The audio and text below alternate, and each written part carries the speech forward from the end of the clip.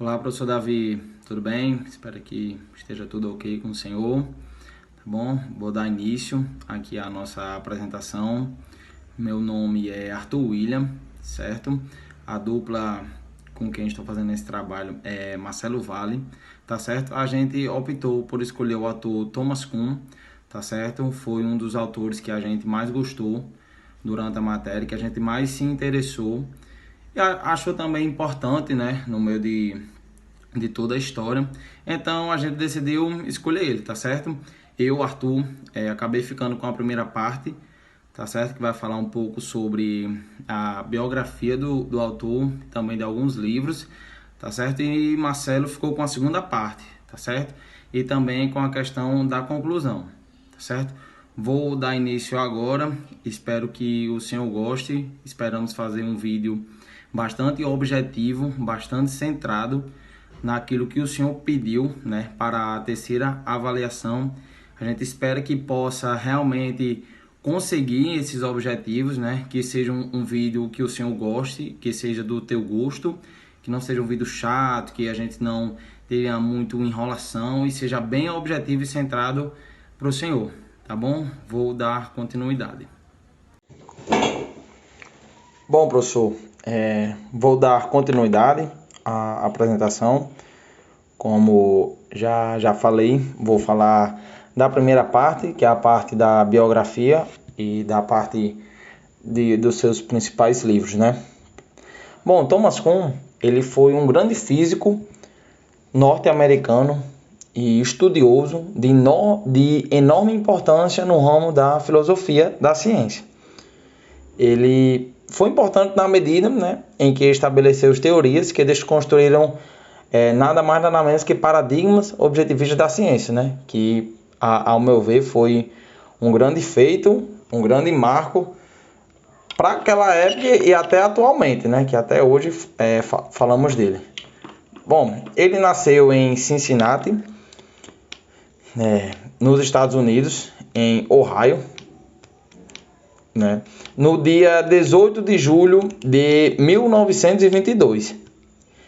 Ele ingressou em uma das maiores universidades do mundo, até hoje, é muito respeitada, é muito bem vista por todo o mundo, que é simplesmente a Universidade de Harvard. Eu acho que todo mundo almeja estudar lá, conhecer, né, pelo menos essa universidade, onde ele fez curso de física. E nesta faculdade, ele veio a receber 2 títulos de grande importância que todo mundo também almeja, né? Creio eu. Ele recebeu o título de mestre e com o passar do tempo ele veio a receber também o título de doutor, né? E Thomas Kuhn, com uma grande perda para toda a sociedade, não só filosófico, mas também acho que de todo mundo, pelas suas conquistas, pelo seu conhecimento. Ele veio a falecer no dia 17 de junho de 1996. Ele veio a falecer na cidade de Cambridge, em Massachusetts, também nos Estados Unidos, onde ele nasceu. Bom, falar um pouco também sobre as obras, né, dele. Separei aqui algumas, né, algumas obras de Thomas Kuhn que eu achei de grande importância, de grande relevância em toda a sua vida, né? A primeira delas foi publicada em 1954, que é o livro A Revolução Copernicana, né? Ela trata do desenvolvimento científico, que ele nem sempre está condicionado a fatores racionais ou metodológicos. Basicamente, o desenvolvimento científico ele se entende como um conjunto de regras a ser seguidas, ou ele pode, de forma bem popular, simplesmente ser um conjunto de passos que norteiam uma atividade científica, né? O livro ele fala basicamente sobre esse desenvolvimento, né? E em seguida, né, em 1962, ele veio a lançar o livro Estruturas da Revolução Científica, que trata da conceituação do que é paradigma, que é um livro fantástico, né? A gente veio a estudar no decorrer do nosso semestre, né? Um livro de grande importância. Eu basicamente tive o interesse, né? E de que forma pode afetar a ciência, né? E a produção acadêmica. Sobre isso, o que são revoluções científicas e a sua função no desenvolvimento da ciência. Para o filósofo que nós abordamos, Parakum, as revoluções científicas ocorrem de maneira semelhante às revoluções políticas. As revoluções políticas, em que um pequeno grupo ele vai se demonstrar revolucionário ao constatar o não mais funcionamento dos atuais paradigmas vigentes na sociedade, ou seja, vai quebrar tudo isso, né? No decorrer do tempo, após breves 8 anos, né, ele foi reeditado em 1970, com algumas observações adicionais que de suma importância, creio que por isso que ele teve a reeditação, né? As ideias de Thomas Kuhn seguiam na contramão do pensamento científico, continuavam contra, né? De ordem positivista. Bom, né? O próprio físico ele veio admitir certa vez que não comungava do pragmatismo exacerbado da ciência, né? Nem tinham simpatia por pensadores como, por exemplo, John Dewey e William James. Não queria amizade, não queria estar perto, não tinha nenhum tipo de simpatia com nenhum desses dois, né? Bom, posteriormente, né, para responder às acusações de irracionalismo, ele aprofundou seu pensamento com a publicação muito importante, né, que foi publicada em 1974, né? Teve uma reedição, ele teve um livro reeditado há 4 anos, posteriormente já postou outro, né, que é Reconsiderando os Paradigmas, que fala brevemente também sobre ele, como já falei em todas as obras, que a noção de paradigma tem uma base histórica, ou seja, a ciência deixa de ser vista de forma ampla e generalizada pela comunidade científica. Só abrir um parênteses para dizer o que é comunidade científica. Nada mais é que um conjunto de cientistas que partilham de um mesmo paradigma, certo? Para fechar esse parênteses, só quis esclarecer. E passa a depender de um período datado da história. Simplesmente isso. É isso que acontece, né? Para Kuhn, o conceito de paradigma pode ser usado tanto de uma forma geral, uma forma generalizada, mais global, sem tanta restrição, tanto também de uma segunda maneira, que é uma forma restrita, né? Algo com um pouco de restrição, com um pouco menos, né, de pessoas, né? Quando usado de modo geral, ele abraça a noção de matriz disciplinar, que é o quê? Um conjunto de compromissos, de pesquisas de uma comunidade científica. É isso que vai acontecer. Uma matriz disciplinar, um conjunto, né? E quando ele utiliza de uma maneira restrita, ele diz respeito aos paradigmas exemplares, né? A base da formação científica, certo? O paradigma, quando restrito, é a base. Por quê? Por que a base? Porque é por meio dele que o pesquisador acessa e domina determinado conteúdo da ciência. Por meio de experimentação desses exemplares, compartilham pela comunidade científica, né?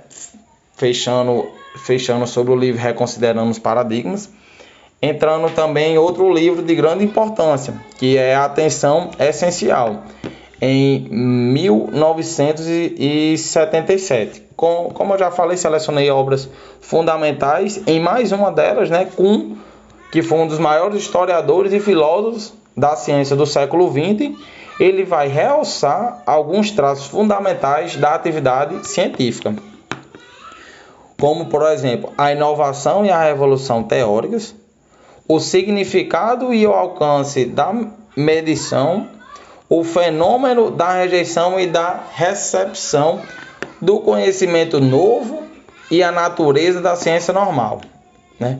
Tudo isso ele fala no livro Atenção Essencial. Mas assim, para dar uma breve, né, concluída, o grande mérito de Thomas Kuhn foi apontar o caráter subjetivista da ciência, normalmente vista como puramente objetiva. Segundo ele, né, as teorias estão sujeitas a questões e debates do meio social, dos interesses e das comunidades que as formulam, né? Por isso, Kuhn desenvolveu suas teorias usando um enfoque historicista, né? Thomas Kuhn ele deixa muito em aberto essa questão que tudo pode estar em questionamento, tudo pode estar em debate no meio social, porque tudo ele pode vir a mudar, né? Querendo ou não. Ele, de forma pessoal, ele teve um enfoque maior na questão histórica, né? Ele teve essa questão. Tem gente que talvez vá focar mais no presente, tem filósofo que já tem algo mais visionário, e assim cada um toma o ritmo que toma, né? Isso foi Thomas Kuhn, quem foi que a gente escolheu falar, né? Só para ressaltar as 4 obras que falei no decorrer: A Revolução Copernicana, em 1954, As Estruturas das Revoluções Científicas, em 1962, Reconsiderando os Paradigmas, em 1974, e Atenção Essencial, em 1977, né? Eu quis separar algumas frases de bastante importância para Thomas, que eu achei muito importante. Vou apenas citá-las, certo? Que é: o significado das crises consiste exatamente no fato de que indiquem que é a chegada ocasional para renovar os instrumentos. Ou seja, como eu falei na conclusão, né? Tem os debates, tem os momentos de crise, e o que é que acontece? Acaba renovando tudo isso, né? Como aconteceu na segunda obra, As Estruturas da Revolução Científica, que ele foi reeditado. Ou seja, teve algum motivo para poder ser renovado, né? E teve debates, teve conversas para que tudo isso seja alterado, né? Outra frase que diz o seguinte: todos os avanços significativos são quebrados, né, com formas antigas de pensar. Ou seja, tudo que vai se construindo, uma revolução, um pensamento novo, sempre vai quebrar um antigo, né? Sempre isso vai acontecer, que creio eu, as coisas sempre evoluem, né? E vai tendo a continuidade, né? Outra frase também que é: como atividade que resolve quebra-cabeças, a ciência normal não visa novidades do fato ou de teoria, e quando bem sucedida não se encontra, né? Outra frase bastante importante. E outra frase aqui, só para dar uma fechada, que diz o seguinte: o que o homem vê depende tanto do que ele olha, do que ele observa, e também sobre que a sua experiência visual conceitual prévia lhe ensinou a ver, né? Que para mim significa o quê? Ele pode estar vendo algo, mas também devido ao seu passado, ao tudo que ele já viveu, ele pode acabar vendo outra coisa. Eu acho que, dando um breve exemplo, é uma obra de arte, né? Muitas vezes você pode apenas ver uma obra de arte, muitas vezes ele pode ver apenas uma obra de arte, né? E ver um quadro simplesmente vazio. Enquanto uma pessoa que às vezes tem um estudo histórico, tem um estudo filosófico, vê um quadro totalmente diferente, né? Vê um quadro totalmente novo, com ideias novas, com um pensamento muito forte, um quadro muito objetivo, né? E só para fechar essa minha parte, para Marcelo poder dar continuidade, nessas frases, né, podem-se ver o principal pensamento de Thomas Kuhn, que é o quê? A historicidade presente na ciência, que é o que ele prega, E com isso, né, ele implica as mudanças paradigmas, né, com todos os fatores históricos, né. A ciência, né, para ele, é um processo constante de alternância e revolução, né. É, é um autor bastante incrível. Ao meu ver, ele é bastante aberto, né, para debates, para diálogos, para que tudo possa ser novo, para que possa a vir a ser o melhor para a sociedade, né. Bom, professor, com isso eu eu encerro a minha fala e vou passar para Marcelo dar continuidade, né? Ele vai falar um pouco sobre as teorias, né, do Thomas Kuhn. É só agradecer e obrigado. Bem, meu nome é Marcelo Augusto, certo? Sou aluno da UFES do CIT, faço a dupla com o Arthur nesse trabalho da disciplina de Filosofia da Ciência. Vou dar continuidade agora ao nosso roteiro de apresentação, certo? Já foi explicado por ele, onde agora eu vou falar um pouco mais sobre Thomas Kuhn em relação à sua participação na questão do desenvolver da ciência, da revolução da ciência, do que ele fala, dos princípios dele, da forma com qual ele impactou, certo? Através das suas ideologias, dos seus princípios nessa questão, nesse quesito. Logo em seguida, eu irei fazer uma breve conclusão, certo? Para finalizar o nosso roteiro do vídeo. E agora eu vou encerrar a minha participação de vídeo, assim, foi só mais para o professor me ver, assim, tudo mais. Eu vou dar continuidade pela gravação no Zoom, perfeito? E vai ser só a minha voz e o slide que a gente preparou. Bem, dando continuidade ao assunto de Thomas Kuhn, vou citar agora a respeito da perspectiva, a respeito da história da ciência, né, para Thomas Kuhn. Inicialmente, por cientistas da época de Kuhn, a história da ciência ela era montada como se fosse um muro em construção. Como assim um muro em construção? Os cientistas, através das suas descobertas, eles pegaram essas descobertas seriam como se fosse pequenos tijolos, onde com a junção desses tijolos, ou seja, dessas descobertas deles, seriam construído um muro, certo? E com essa construção, eles obteriam uma ciência única, como se fosse um muro único. Porém, para Thomas Kuhn, a ciência não é montada dessa forma. Ela é montada a partir da concepção de cada um em relação às coisas que acontecem nesse meio. Ou seja, ele afirmava que os cientistas, através dessa visão que eles tinham antes, eles atuavam como se tivesse no mesmo período, na mesma concepção de mundo, tá entendendo? Como se fosse seguindo uma única linha, tá entendendo? Já uma linha única, assim, de pensamento. Aí, a partir disso, eles julgavam cientista X como certo, cientista X como errado, sendo que para Kuhn não.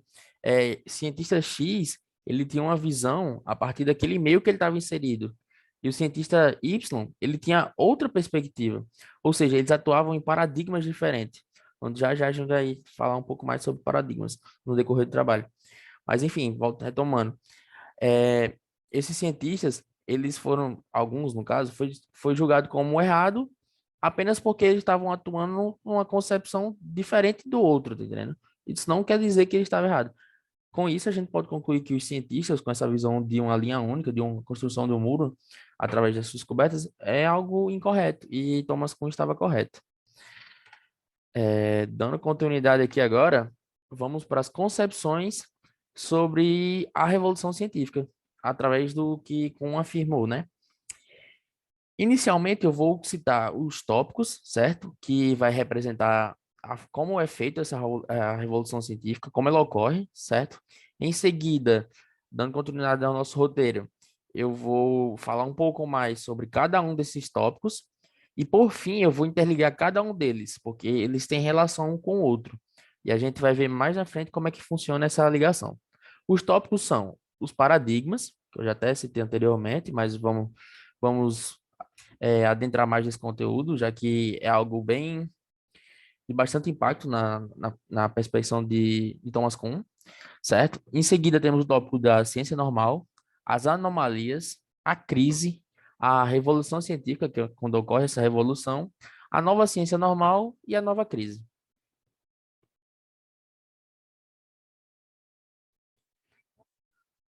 Bem, com falar muito em paradigma, mas o que seria de fato o paradigma?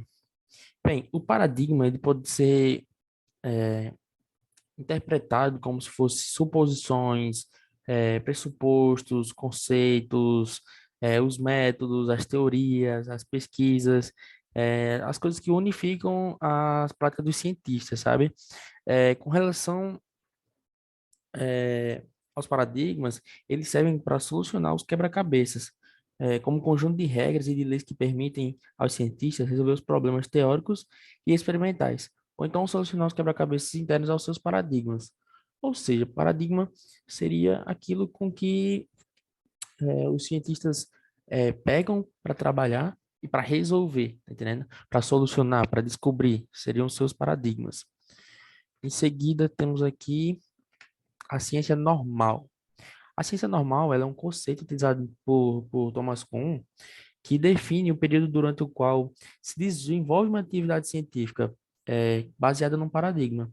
Ou seja, é o período no qual você está ali desenvolvendo seu paradigma, está estudando, está trabalhando para solucionar esse paradigma, certo? E essa fase, ela ocupa a maior parte da comunidade científica, que ela consiste em trabalhar para mostrar ou então para provar a solidez do paradigma no qual se baseia aquele cientista, né? As anomalias e seu papel no processo de desenvolvimento da ciência. As anomalias é muito importante, porque durante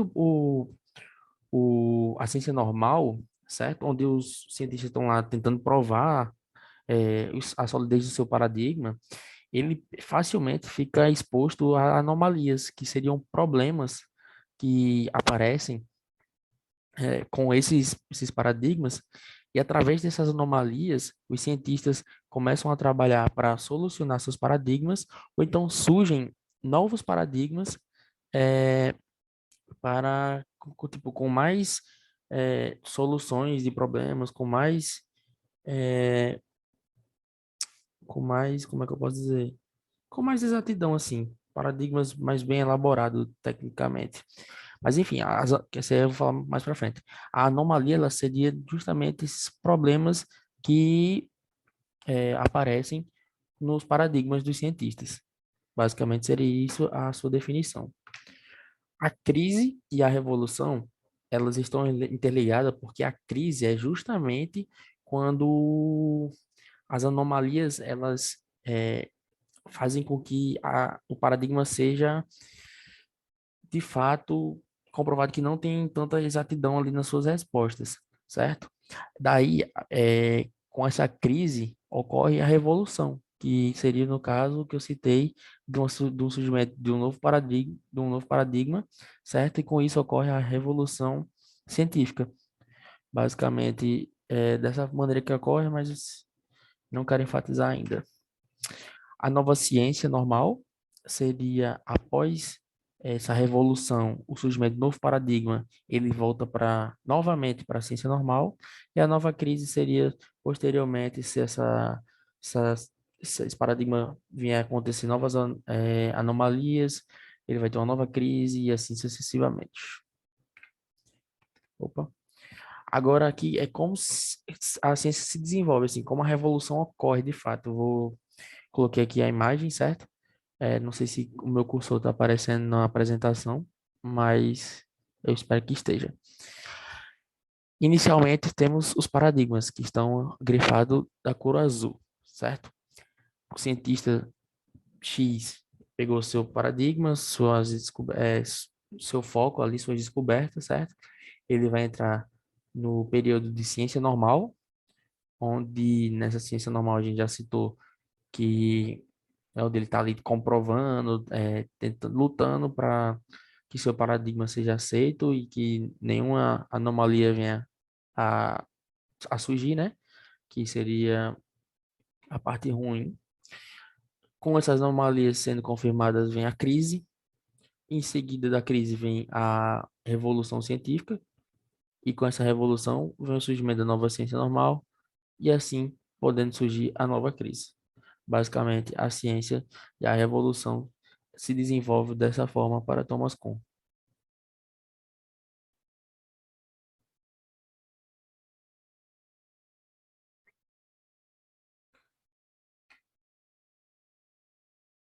Bem, falando agora também sobre a comunidade científica, que é bastante importante, já que a gente falou bastante da revolução científica, onde essa revolução ela não é feita por somente uma pessoa. Tipo, o paradigma, ele pode ser criado sim por uma pessoa, mas o fato de julgar se de fato aquele paradigma está completando de fato o quebra-cabeça daquele outro paradigma é feito por mais de uma pessoa, por uma comunidade de cientistas. No caso, uma única pessoa ela não tem propriedade para fazer uma revolução. E essa revolução científica ela é feita através de uma avaliação de todo um processo é, realizado pela comunidade científica em si, certo? Não é por uma única pessoa. Agora temos aqui Karl Popper contra Thomas Kuhn. Esses dois aqui, eles rendem bastante assunto porque são bastante divergentes em diversos aspectos, né? Mas vou falar sucintamente, assim, um pouco sobre eles dois, que é a respeito do que é uma boa ciência para os dois, né? Os ambos concordam que é preciso de muita criatividade e de novas ideias. Mas para Popper, ele está sempre aberto a qualquer crítica, né? E com ele fica sempre como se seu paradigma pode ser bom, ou seja, ele gosta de se manter na ciência normal ali. Segundo Kuhn, a boa ciência é aquela que bons cientistas realizam, mesmo que dentro de um mesmo paradigma. Ou seja, ele afirma que a boa ciência, né, diversos cientistas eles podem estar inseridos no mesmo paradigma, tipo defendendo aquele paradigma, tá entendendo? E não colocando à prova, já que para Karl Popper, né, a boa teoria é aquela que está sendo constantemente colocada à prova, tá entendendo? E para Kuhn não é interessante, o interessante para ele no caso seria sustentar a sua teoria e não pôr à prova. Ele gosta de sustentar seus paradigmas, fazendo com que assim a ciência evolua de uma forma mais tranquila. Bem, vim aqui agora concluir nosso trabalho. Gostaria de informar que nosso trabalho foi todo estruturado no roteiro, se baseando no exemplo 2 que o professor David nos forneceu, onde ele pede que descreva quem foi Thomas Kuhn e explique a sua concepção sobre as revoluções científicas, explique também a sua ideia sobre paradigma, ciência normal, crise e revolução e como a ciência desenvolve, né? Ele também pede que descreva a concepção de Thomas Kuhn sobre as anomalias e qual o papel delas no processo de desenvolvimento da ciência. Durante todo o trabalho a gente se baseou nisso, além da questão da bibliografia, de quem foi ele, suas obras, frases e tudo mais. Seguimos esse cronograma para a realização do nosso trabalho. Espero que o professor, assim como também quem estiver assistindo esse trabalho, já que vai estar disponibilizado no YouTube, seja de qualquer forma assim, esteja, como é que eu posso dizer, ter gostado, que tenha aprendido com a gente, que a gente possa ter sido claro nas palavras. E gostaria de concluir dizendo que Thomas Kuhn é um cara excepcional, que ele foi de grande importância, que seus pensamentos, suas ideias, tudo aquilo com que ele propôs assim e que fez, ele era uma pessoa que sabia o que estava fazendo e que foi de grande importância, que através do que ele nos proporcionou, através da questão dos paradigmas, da questão da revolução científica, da forma que fez com que os cientistas enxergassem e buscassem evoluir a ciência, que esse é o principal ponto, né? Porque estava meio que estagnado naquela, tudo mais, e ele deu aquela reviravolta. Ele abriu portas, ele deu maneiras com que os cientistas começassem a se aprofundar mais em tal assunto, em tal paradigma, ou que surgissem novos e que os debates iniciassem, que as discussões iniciassem, que assim a ciência avançasse e chegasse até onde estamos hoje, né? Ele é um cara que tem grande importância, tem um dedo dele lá e muito bom, foi muito bom, né, estudar sobre ele, assim como os outros no decorrer da matéria, mas principalmente ele, já que a gente focou nele, por ter gostado dele, e foi muito importante para o nosso aprendizado, assim, curricular, saber um pouco mais dele sobre tudo o que ele nos proporcionou, né.